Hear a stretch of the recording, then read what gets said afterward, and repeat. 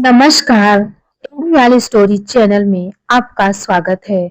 आप लोग ये कहानी कहाँ-कहाँ से देख रहे हैं, नीचे कमेंट करके जरूर बताएं। हमारी आज की कहानी है बूढ़ी माँ का सौदा। किसी ने क्या खूब कहा है, क्यों करते हैं लोग जन्नत की ख्वाहिश? क्या उन्हें घर पर बैठी ममता की मूरत माँ नजर नहीं आती? आज हरी राम जी की तबीयत कुछ ज्यादा ही खराब हो गई थी, तो उनकी पत्नी पवित्रा जी ने अपने बेटे को फोन लगाया और बोली, बेटा, तू तो जानता ही है अपने पिताजी की हालत के बारे में। अब तो उनकी हालत और भी ज्यादा बिगड़ने लगी है। बिस्तर पर पड़े पड़े तुझे बहुत याद करते रहते हैं, तो थोड़ा सा समय निकाल कर तू अपने बाबूजी से मिलने आ जाओ। बहू और पोते पोती को भी लेते आना। तो दूसरी ओर से आवाज आई, माँ, मुझे अभी छुट्टी नहीं मिल पाएगी, इसलिए मेरा आना थोड़ा मुश्किल है। कुछ दिनों में समय निकाल कर आ जाऊंगा।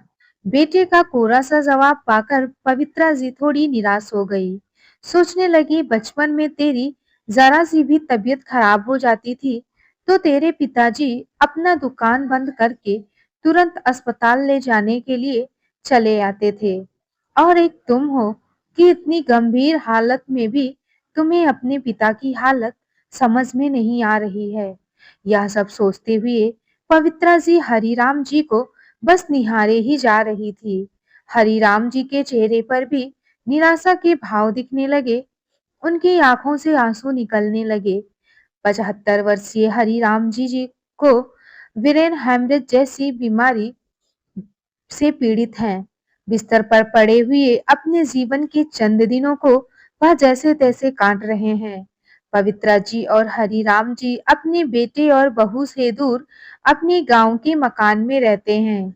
उनका बेटा अरविंद, जो कि शहर में नौकरी करता है, शादी के बाद से शहर में ही वह बस गया था, जहां वह अपनी पत्नी पूनम, 8 वर्षीय बेटी और 5 वर्षीय बेटे के साथ रहता है। गांव के मकान में केवल दो ही लोग रह गए थे, एक पवित्रा जी और दूसरे हरिराम जी। हरिराम जी का गांव में बहुत अच्छी खेती बाड़ी और साथ में एक छोटी सी कपड़े की दुकान भी थी, जिसके बल पर वह अपना और अपने परिवार का भरण पोषण करते थे और अपने इकलौते बेटे को पढ़ा लिखा कर इस मुकाम तक पहुंचाया था कि वह कहीं भी अच्छी नौकरी कर सके। अपने परिवार को एक बेहतरीन जिंदगी देने के लिए उन्होंने अपनी सारी उम्र मेहनत करने में ही लगा दी। किंतु उम्र के साथ-साथ उनके शरीर की ताकत भी अब कम होने लगी थी, जिसके कारण वह अपनी खेत-बाड़ी और दुकान के काम करने में सक्षम नहीं रह गए थे। इसलिए अपनी जमीन को उन्होंने ठेके पर दे दिया था और दुकान जैसे-तैसे करके दोनों पति-पत्नी मिलकर चला रहे थे। परंतु समय के साथ-साथ उनकी हालत कुछ ज्यादा ही बिगड़ती गई, तो पता चला कि वह इस गंभीर बीमारी से जूझ रहे थे। उनकी बीमारी के इलाज में उनकी सारी बचत खत्म हो गई थी, यहाँ तक कि उनके खेत और दुकान भी बिक गए थे। ले देकर उनका गांव का मकान ही अब उनके पास बचा था। पहले उनका बेटा जमीन के ठेके से आने वाली रकम हासिल करने के लिए कम से कम साल में 2-3 बार तो आ ही जाया करता था। परंतु जब से उनकी जमीन भी बिक गई थी, तब से तो उसने अपने माता-पिता के पास आना तो दूर, उन्हें फोन करके उनका हालचाल भी जानना जरूरी नहीं समझा। हालांकि उनकी बहू के दिल में उनके प्रति बहुत सहानुभूति थी और कभी-कभार उनका हालचाल जानने के लिए फोन कर दिया करती थी। पवित्रा जी अपने बेटे को फोन लगाकर उसे आने को कहती, परंतु उसका जवाब हमेशा यही होता कि मैं अभी नहीं आ पाऊंगा, मुझे बहुत काम है। आज शाम को अचानक हरिराम जी ने कहा, पवित्रा, मेरा जी बहुत मचला रहा है। पवित्रा जी तुरंत उनके लिए रसोई में से नींबू पानी बनाकर ले आई, लेकिन आकर देखा तो हरिराम जी बेसुध हालत में पड़े हुए थे। उनकी आंखें पथरा गई थी और मुंह खुला का खुला था। पवित्रा जी को समझते देर न लगी कि उनके पति हरिराम जी उन्हें हमेशा हमेशा के लिए छोड़कर चले गए। पवित्रा जी की तो जैसे दुनिया ही उजड़ गई थी। आखिर हरिराम जी के अलावा उनका अपना था ही कौन। बेटे को तो अपने पिता के अंतिम संस्कार तक में आने का भी समय नहीं था। शाम तक इंतजार करते करते जब सभी रिश्तेदार और गांव वाले भी थक गए, तो हरिराम जी को अंतिम संस्कार के लिए शमशान ले जाया गया। वहीं उनका बेटा अरविंद आनन फानन में पहुंच गया और अपने पिता के मृत शरीर को मुखाग्नि दी। अभी 2 ही दिन बीते थे कि अरविंद अपनी माँ के पास आकर बोला कि माँ, मेरे ऑफिस में बहुत जरूरी काम है। उस दिन भी मैं बड़ी मुश्किल से छुट्टी लेकर आया था। जो होना था सो हो गया, उसे तो बदला नहीं जा सकता, लेकिन मेरा काम बहुत जरूरी है। पवित्रा जी गुमसुम सी बैठी हुई थी। उन्होंने तो अपने बेटे को ना तो जाने के लिए कहा और ना ही उससे रुकने के लिए। बस एकटक अपने पति की तस्वीर को निहारती जा रही थी। परंतु गांव वाले और रिश्तेदार जो वहां इकट्ठा हुए थे, उन्हें उसकी बातें सुनकर बड़ी हैरानी लगी और उनके जोर देने पर अरविंद को वहीं रुकना पड़ा। अपने पिता की तेरहवीं करने के बाद जब वहां से अरविंद वापस जाने के लिए निकलने लगा, तभी उस गांव के सरपंच ने रोककर कहा, बेटा, तुम्हारी बूढ़ी माँ को केवल और केवल तुम्हारा ही सहारा है। तुम लोगों के अलावा और उनका कोई भी नहीं है। तुम भी इन्हें यहाँ इस हालत में छोड़कर चले जाओगे तो उन्हें कौन संभालेगा। तुम एक काम करो, अपनी माँ को भी अपने साथ ले जाओ।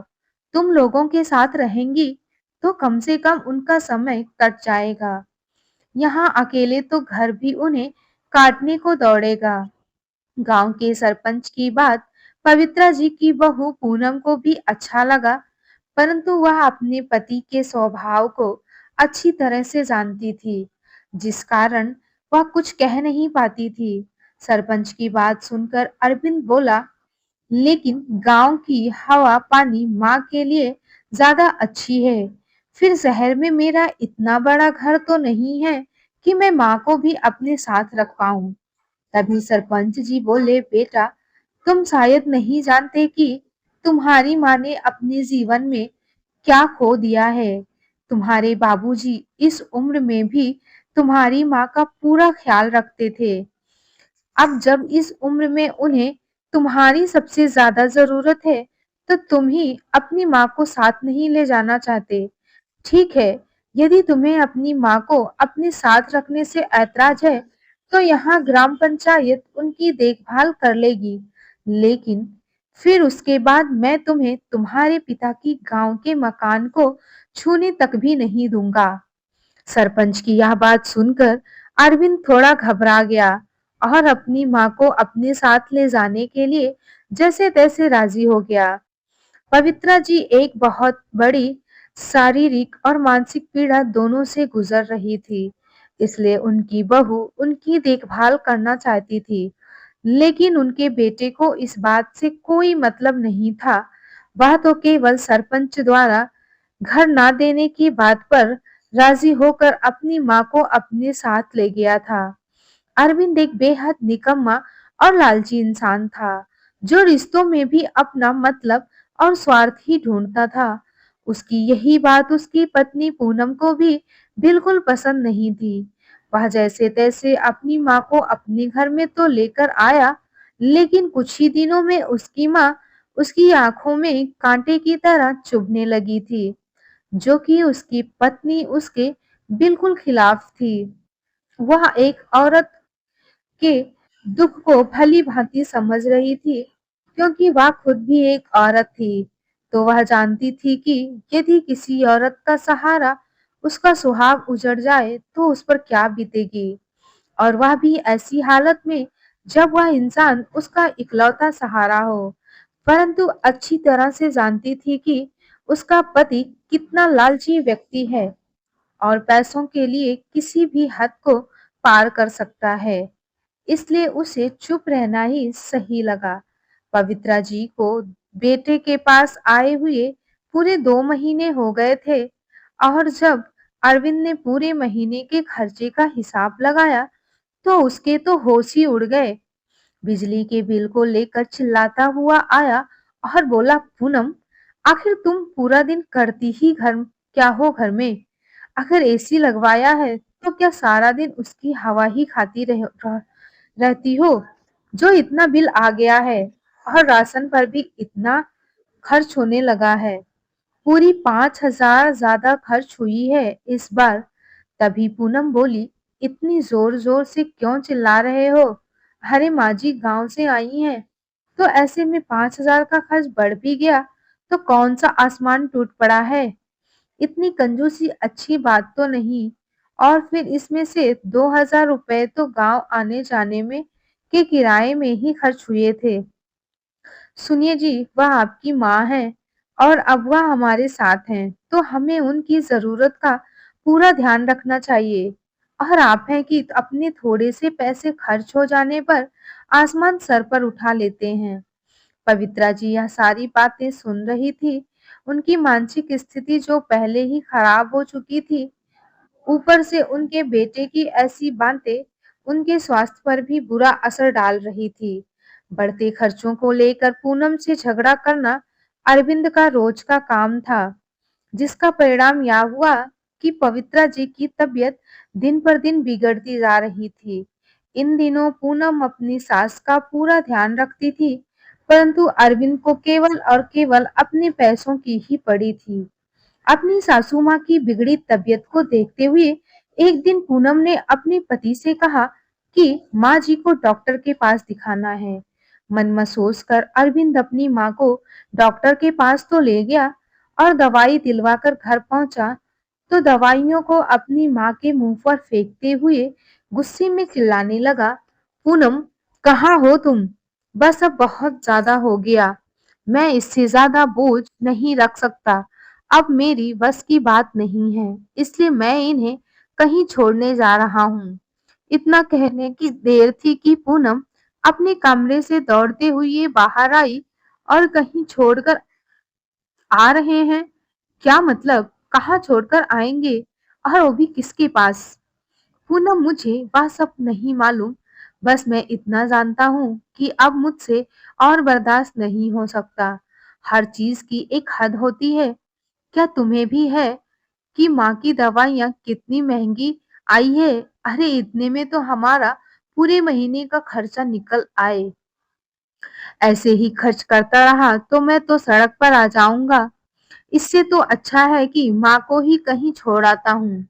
इस पर पूनम ने कहा, यह कैसी बातें कर रहे हैं? वह आपकी माँ है और आप उन्हें सड़क पर छोड़ना चाहते हैं? ऐसा सोच भी कैसे सकते हैं आप? और मैं ऐसा बिल्कुल भी नहीं होने दूंगी, समझे अब? अपनी पत्नी की ऊंची आवाज सुनकर अरविंद हैरान खड़ा रह गया, क्योंकि यह पहली बार था जब उसकी पत्नी ने उससे इतनी ऊंची आवाज में बात की थी। परंतु उसके बाद तुरंत ही पूनम ने बात को संभालते हुए प्यार से अपने पति को कहा, देखिए, मैं जानती हूँ कि आजकल महंगाई बहुत बढ़ गई है, लेकिन इसका मतलब यह तो नहीं कि हम अपनों की जिम्मेदारी लेने से ही पीछे हट जाएं। वह आपकी माँ है और उनकी जिम्मेदारी आपकी ही है, किसी और की नहीं। परंतु पूनम की कही हुई बात का उसके पति अरविंद पर कोई असर नहीं हो रहा था। वह अपनी माँ को खुद से दूर करना चाहता था, परंतु उसे कोई तरकीब नहीं सूझ रही थी कि वह आगे ऐसा क्या करे जिससे उसकी माँ उससे दूर हो जाए, क्योंकि वह इतना तो समझ ही चुका था कि पूनम के होते हुए ऐसा करना कोई आसान काम तो नहीं है। अब वह सही समय का इंतजार करने लगा। एक बार जब अपनी माँ को दवाई दिलवाने के लिए अस्पताल लेकर गया तो वहां उससे एक व्यक्ति दिखा जो बहुत ज्यादा परेशान था। दरअसल उसकी माँ की दोनों किडनी खराब हो चुकी थी। इस कारण उन्हें किडनी ट्रांसप्लांट करवाने के लिए एक किडनी दाता की जरूरत थी, परंतु उन्हें एक परफेक्ट दाता नहीं मिल पा रहा था। और उनके पास कुछ ही दिनों का समय था। अरविंद यह देखकर हैरान था कि वह आदमी अपनी माँ के लिए लाखों रुपए देने को भी तैयार था, ताकि उसकी माँ को किडनी देने के लिए कोई तैयार हो जाए। लेकिन कहते हैं ना, विनाश काले विपरीत बुद्धि। जैसे ही यह बात अरविंद को पता चली, तो उसके खुरापाती दिमाग में एक बहुत ही घटिया तरकीब आ गई। उसने जाकर डॉक्टर से बात की और कहा कि उसके पास एक दाता है।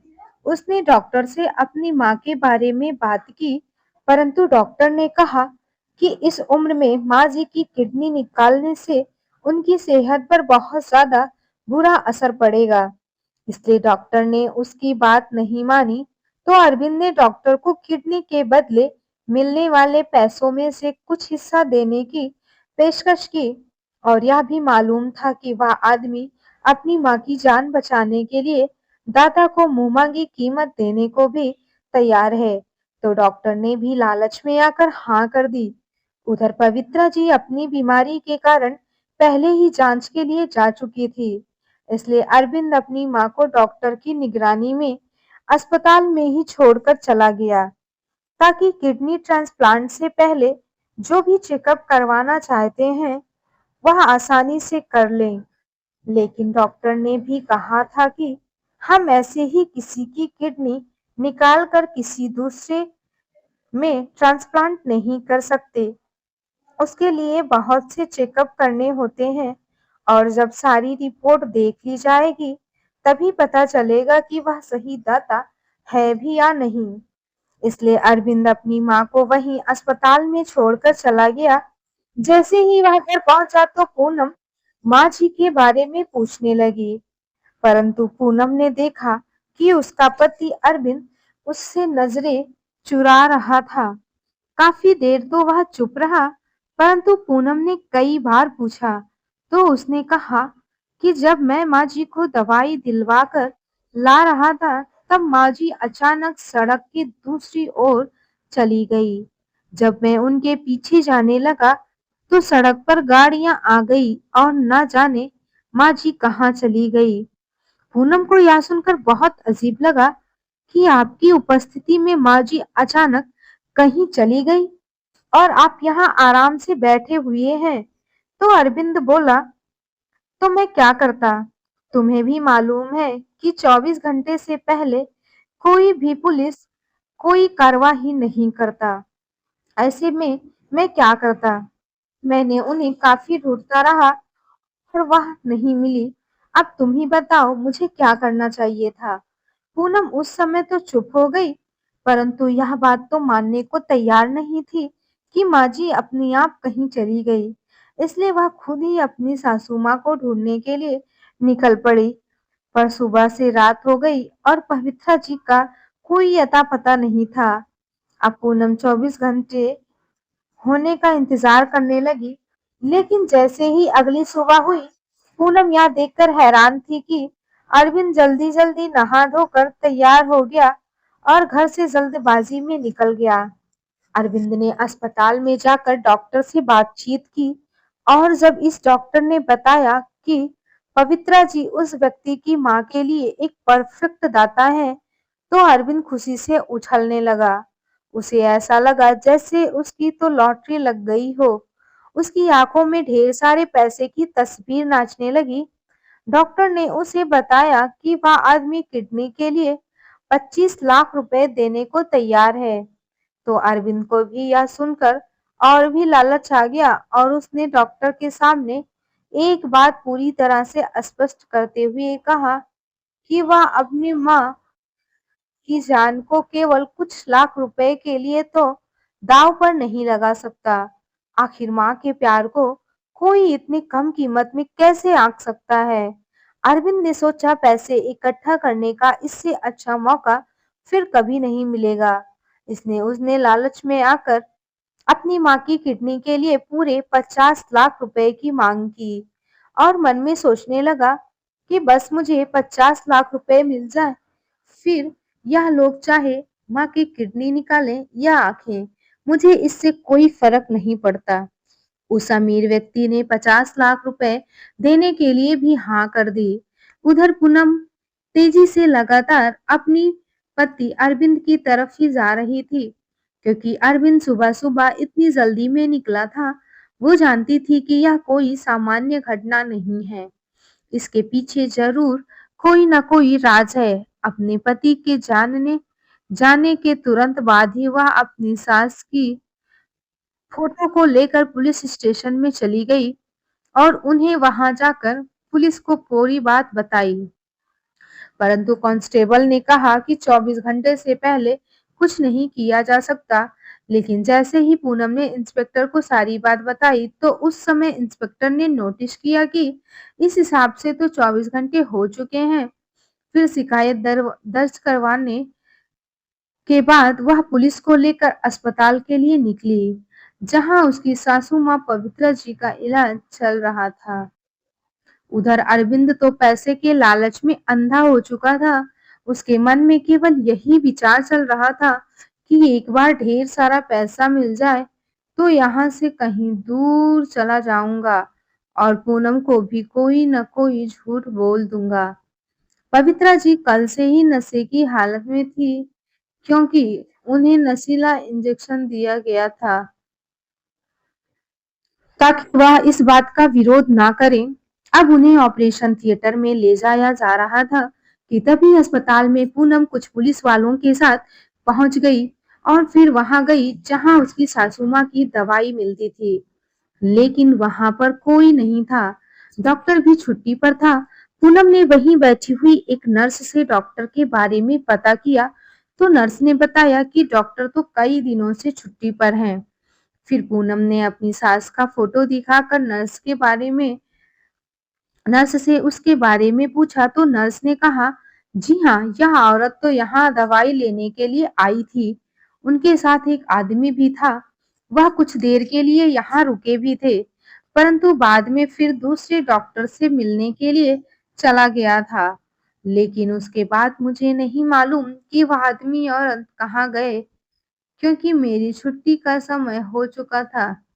मेरी जगह जिस नर्स की ड्यूटी थी, वह शायद इसके बारे में आपको बता पाए। पूनम ने दूसरी नर्स से डॉक्टर के बारे में कुछ पूछा और उनसे मिलने चली गई। वहां जाकर देखा कि डॉक्टर नहीं था। रिसेप्शन पर पता किया तो मालूम पड़ा कि डॉक्टर तो किडनी ट्रांसप्लांट के लिए अपनी टीम के साथ ऑपरेशन थिएटर में गए हैं। पूनम को किसी अनहोनी का अंदेशा तो पहले ही था। बिना कुछ सोचे समझे वह ऑपरेशन थिएटर की तरफ दौड़ पड़ी। वहां पहुंचकर देखा कि बाहर कुर्सी पर एक आदमी बैठा हुआ था, जो कि बहुत परेशान था, और वहीं बाहर एक और नर्स खड़ी थी। पूनम ने जैसे ही उस नर्स को अपनी सासू माँ की फोटो दिखाई, तो उस आदमी की नजर भी उस फोटो की तरफ पड़ी। वह आदमी चौंक गया और बौखलाकर ऑपरेशन थिएटर की ओर देखने लगा। दरअसल वह आदमी उस औरत का छोटा बेटा था, जिसको पवित्रा जी की किडनी लगाई जानी थी। पूनम का शक अब और भी गहरा हो चुका था। वह दौड़ती हुई ऑपरेशन थिएटर की तरफ दौड़ गई और दरवाजा पीटना शुरू कर दिया। पूनम के पीछे पीछे पुलिस भी ऑपरेशन थिएटर के अंदर गई, परंतु जब वहां जाकर देखा तो उसकी आंखें फटी की फटी रह गई। उसकी सासू माँ की किडनी निकालने की पूरी तैयारी हो चुकी थी और वह बेचारी तो बेहोशी की हालत में हुई थी। उसे तो अंदाजा भी नहीं था कि उनका अपना इकलौता और लाडला बेटा उनके साथ आज क्या करने वाला था। तभी कंधे पर बैग लटकाए अरविंद बाहर से आ रहा था, जिसके साथ वह अमीर आदमी भी था। अरविंद ने जैसे ही वहां पूनम को पुलिस के साथ देखा, तो वह पकड़ा गया और चालाकी दिखाते हुए वहां से भागने लगा।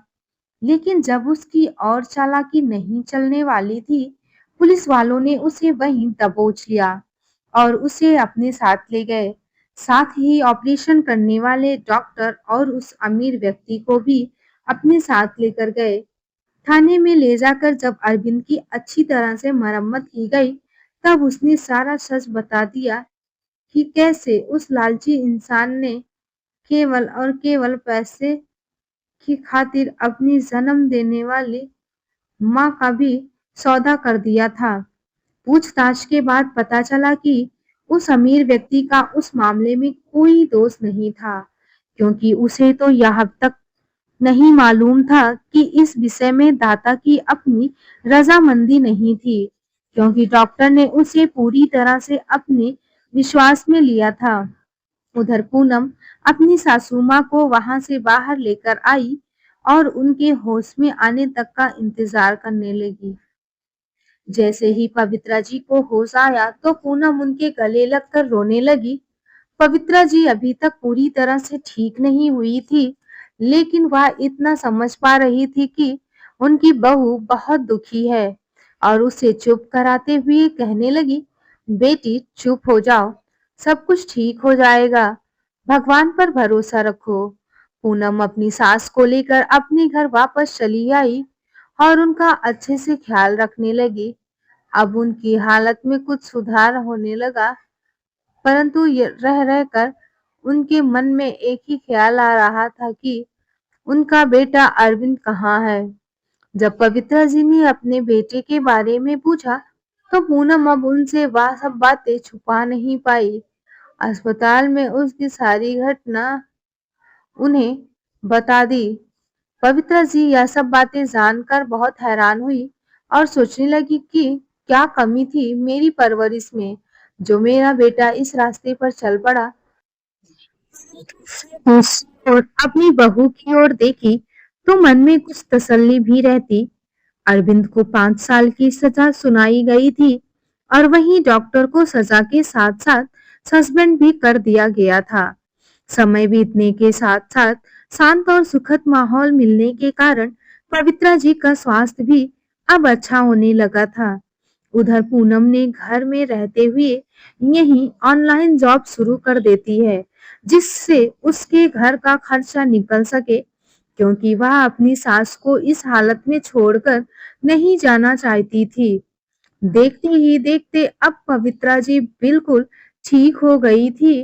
5 साल बीतने के बाद जब अरविंद घर वापस आया तो वह पहले जैसा नहीं था। उसमें बहुत सारे बदलाव आ चुके थे। उसके चेहरे पर शर्मिंदगी के भाव थे और दिल में अपनी माँ और पत्नी के प्रति पूरी इज्जत और सम्मान थी। अरविंद के मन में यह पैसा पाने का लालच बिल्कुल खत्म हो चुका था। अब वह लोग सुख से रह रहे थे। पैसे कम थे, लेकिन सुकून और शांति इतनी थी जितनी आज तक उसके घर में कभी नहीं रही होगी। दोस्तों, आज के इस कलयुगी दुनिया में कुछ बच्चे ऐसे होते हैं जो अपने माँ और बेटे के इस पवित्र रिश्ते को भी अपमानित कर देते हैं। वह पैसों के खातिर इतना नीचे गिर जाते हैं कि अपनी जन्म देने वाली माँ की भी जान लेने में जरा सा भी नहीं हिचकिचाते। भगवान किसी भी ममता की मूरत जैसी माँ को ऐसी निर्मम और निकम्मा औलाद ना ही दे तो अच्छा है। तो दोस्तों, आपको ये कहानी कैसी लगी? लाइक और कमेंट्स करके जरूर बताएं। कहानी अच्छी लगे तो दोस्तों के साथ जरूर शेयर करें। इसी तरह की और भी कहानी को देखने के लिए चैनल को सब्सक्राइब करना बिल्कुल ना भूलें। आइए मिलते हैं एक और नई कहानी के साथ। बहुत बहुत धन्यवाद।